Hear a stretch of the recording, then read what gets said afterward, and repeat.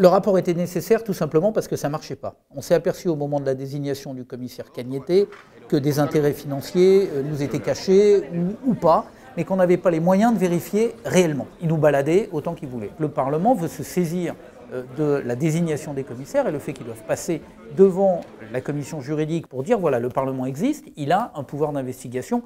Donc ne serait-ce que ça, peut-être ça va les inciter à moins mentir ou à moins cacher, parce qu'on pourra suivre.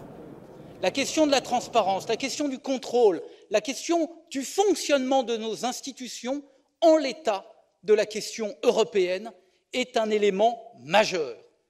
La transparence est un des piliers de la démocratie et plus que jamais, nous avons besoin d'être exemplaires à cet égard. Le rapport, c'est une étape importante. Maintenant, il faut dire la réalité telle qu'elle se présente.